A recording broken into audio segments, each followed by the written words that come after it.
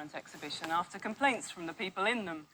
We asked Martin Parr to explain how... It's not my intention to upset people at all, but at the same time I'm trying to show a downside as well as an upside. I'm actually trying to use photography as honestly as I possibly can, and I think that's something that most is not inherent in photography because it's much easier to hide behind a stereotype. Audrey, as a viewer...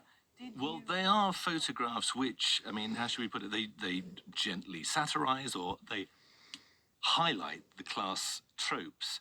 Was that not the intention? It was partly the intention, yes.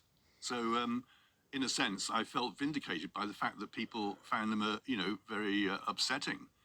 I know that sounds strange, if you like. But were you upset by the criticism that you were this middle-class bloke going and mocking the working class on holiday? Mocking is not the right word. I'm showing them in front of the shabbiness. So I'm not mocking, I'm just showing it as it is. But that was one of the criticisms, wasn't it? It was, yeah.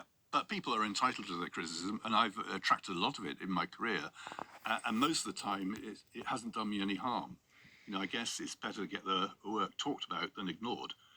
So, particularly with the New Brighton debate, I felt quite vindicated that I'd done the right thing. Looking back at some of those New Brighton images from The Last Resort, just describe a typical image from that series. Well, you've got this picture, I always call it the beach, and there's a big JCB on the right-hand side, and it's a concrete sort of slope, and there's a woman there sunbathing, and there's a baby actually crying. So that would be... And the caterpillar tracks of the bulldozer right in front of them. Exactly, behind their heads. So that's the type of picture that I took. What's interesting, though, is I think the book's now been in print ever since then. I think it's on the 7th edition.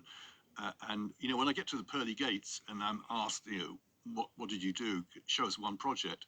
I'd have to get The Last Resort out. So it's strange that my most known work was taken 35 years ago. They are such vivid images. A lot of people will have their own favourites. I'm thinking of the girl who's serving ice cream to the youths who are behind the counter, and she looks like a kind of 1950s film star or something, looking at the camera. One that sticks in my mind. What do you have a favourite? Well, that is indeed one of my favourites. And interestingly, about 4 years ago, someone called Tracy Marshall arranged an exhibition in New Brighton, and a lot of the people who are in the pictures actually showed up. The woman who was sunbathing by the JCB, she showed up and said, by the way, that's not my kid. She was absolutely adamant about that. We gave her a photograph, but the one person I've always wanted to show up is a woman in the ice cream parlour, but she never made it. Really? Someone thought they knew what her name was, but, I'd love to give her a print, but, haven't found her. What was the reaction of those people who turned up at the exhibition? I think, with the benefit of hindsight, these pictures probably are better because New Brighton has now been gentrified. The big swimming pool, the Lido, is gone. So you're looking back at another era, and of course, the great thing is you always meet people who are from Liverpool who went to New Brighton as a kid. And so I have many people write to me or show up, get books signed and said, this reminds me of my childhood. And what about the woman who came up and said, by the way, that's not my kid? Are you suggesting she meant I would have looked after my kid if it had been, but that's not my kid? Exactly, yeah. But I gave her a print and she was quite happy. The Last Resort was shown at a prestigious international photography festival in Arles, in Provence, in 1986. What impact did that exhibition have on your career? Well, it had a huge impact because I suddenly realised that the world of photography in Europe was so much bigger than the UK. I went to the Arles Festival. It was shown in 1986. I couldn't believe it. It was a whole festival with like 25 exhibitions of photography. People sitting around talking about photography. There was nothing like it in the UK. And it just completely blew my socks off. And I thought, this is amazing. And then, of course, my career in Europe started to take off. It sold some prints to some French regional galleries. It was shown at the Museum Folkwang in Essen, which is one of the great European venues for photography. So suddenly I was an international photographer. And I could hardly believe it. And I've never looked back, in a sense. I've always had more exhibitions, especially in places like France. I'm better known in France than in the UK. They love photography so much more. They have Paris Photo, the big exhibition there. They have the festivals. They have, I think there's 122 photography festivals in France. Why is that? It's just staggering. Why is it taken more, or why at the time was it taken more seriously than it was in Britain? And in fact, Well, is that still the that's- case? That's the question. Why is it taken less seriously here? I think there's a tradition in this country of, we love the word, we appreciate fine art. You have the young British artists. Photography still is right down on the pecking order. I have to remember, for example, the Tate. It was only 2004 when they actually started taking photography seriously themselves. Previous to that point, the only photographs they would have in their collection were if you're an artist using photography. If you look at the Pompidou and you look at MoMA, they've all got photography departments very well developed. They've always taken photography seriously. So I think it shows, even now, although, you will see a photography show at the Tate, at the Hayward, at the Whitechapel, it's never taken as seriously. Is that because it's deemed as either not an art form, or is it's just maybe too easy? The thing is, I could sit here, take a photograph of you right now. I couldn't sit here and knock up a sketch of you while we're talking. That's the thing with photography. It is so easy, but at the same time, it's so hard to actually find your voice in photography. It's a very difficult thing to do. We're surrounded by photographers. You just have to look at Instagram or see how many books are published. And most of them haven't found their voice, but they're generic insofar they've taken the style of other photographers, put them together, and done sort of copies of that thing. And when I'm teaching, it takes me about 3 seconds to look through a folio. Well, actually 3 minutes, I exaggerated, to actually see where the influences of the work had come. And you immediately spot something that's different, where you think, I don't know where that came from. It obviously came from the person, the student that I'm looking at. And that's when you get excited, and that's when you can really try and help and mentor them and point them in the right direction. But if it's only in recent years, you say the last 20 years, that the arts establishment in this country has taken photography seriously as an art form, did you always regard yourself as an artist? I always regard myself as a photographer. What's the difference? Not much, really. I mean, I like the fact that, I can have my picture in the Tate, but I can also have my picture, the same image, on a T-shirt or, on a beer mat or something like that. I love the fact that photography is high and low at the same time. I mean, is it an art form? I get, if you want it to be, yes. You're pressing me here, right? And you're resisting. Well, I'm an artist insofar that I show in big art galleries. But I just think of myself as a photographer. Don McCullin shows in art galleries, and he always says he's a photojournalist, so right. it's different. Yeah. Well, yes, because nowadays, the Tate will put on a photojournalism show. Well, it's only McCullin that they've shown, but, that was a great show to see at Tate Britain.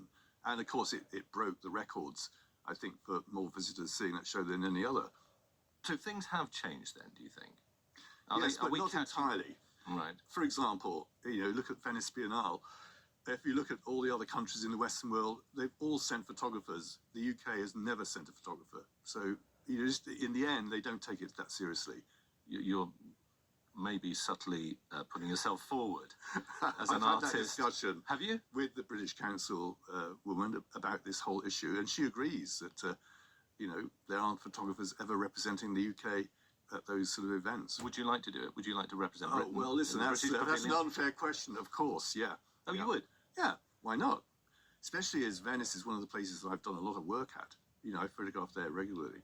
Right. Because, I'm interested in tourism, and it's one of the tourist hotspots. It's sort of being destroyed, if you like, by the people who come to appreciate it. And that's one of the great ironies of tourism, which I'm always interested in. So if you are still slightly resisting the idea of photography as an art, or being an artist, which artists are you looking at? Who else inspires you? Well, I love the great painters like, Hockney, Bacon, these people. I mean, I like YBAs, and I think, I love the work of people like Jeremy Deller and such like. So I can well appreciate, the fine artists in the country that are well known. Peter Doig. I mean, all these people are terrific. It's interesting you mentioned Hockney. He, again, is somebody who has used photography in his art, but he has always said that there is a limitation with photography because you are only capturing a tiny split second of life, and with a painting, you're capturing more of an extended period Well, of time. he's wrong, I'd say. That would be my argument. I think a great photo can capture as much as a great painting. But the trouble is there aren't many great photos around. There aren't many great photos. Well, there's not as many as you might think. Even though you can keep pressing the shutter and you can create millions of images, you're saying that it actually is very hard to capture the right one. if I get half a dozen good pictures in a year, I regard that as pretty good going. And the rest are sort of, some are really bad failures and some are sort of near to failures. And if you are out in the street or on the beach, what is the hit rate of the, how often is the shutter going? Oh, the shutter's going is going quite a lot, but most of them won't work. But every day you go out, you have to believe that you're going to get one of those photos that can become iconic. And they're the sort of photos that you need, because first off, part of my living is to sell prints. But secondly, it's just the photo that says it all, that shows you how magic photography can be. So you have to believe that every day you go out, and most of the time you don't get it. But that's okay, because the other thing that you've got the benefit of is documenting the world out there. And I've got, I think, 55,000 images on the Magnum site. And many of the pictures that I don't think are very good will have very valuable information in them, like how does a computer look in 1982, or a mobile phone from the late 90s. The information of how people dress, how they decorate their houses, how public institutions look. This is all valuable material. When you're on the beach and you're looking at all of these people, how do you approach the subject? And in fact, do you literally approach the subject and say to people, I want to take your photograph? Yes, well, first off, if I go back to New Brighton, they were Scousers, they're dead friendly. You talk to them all the time. Back in those days, you take pictures of kids on the beach, no clothes on. If you did that now, you'd be, turfed off the beach very quickly. And we understand why. So the relationship you have with people on the beach has changed. These days, it's more difficult to photograph on the beach. So I don't really do it as much. Because of that relationship with people? Because of the problems that you have. What is the process of taking a photograph then? When you see an image and you're composing in your eye, first of all, talk us through the actual process of taking that photograph. I guess you spotted something. Let's say it's a crowd with lots of people in, and you line it up and then you take it. Sometimes people look at you and that often ruins the picture. The other thing to make sure your body is not pointing towards the scene you want to record, and then just swing round and take the picture. Did you have to say, I am taking a photograph? If it was appropriate, I would. If not, I would just take it and move on. But often, if you look at those pictures, I'm very close to people. I'm having a conversation with them. And then after the initial thing of them reacting to the camera, if you leave it another minute, say, they're bored with that idea, and then they just go back to normal, and that's when I'm taking the picture. If I just photograph your tattoo? Well, I'm doing a book about England, so I'm just going around the country photographing things that I think are interesting. Oh, no, I'm interested. Well, you know yourself, you've got a pretty interesting tattoo. Oh, no, I've got lots of interesting tattoos. I'm sure there's more to see. So you want to see the big, interesting tattoo, Alan? Oh! Well, which one do you want? I think this one is Do you want pretty the craze good. on the side, or do you want the Grim Reaper on the back, or do you want the Scorpion on the other side? I think I like the craze. Take all three of them. I like the Go on, craze, yes. I'll get the craze with the train in the background. How about that? Right, go on then. Yeah, that's splendid.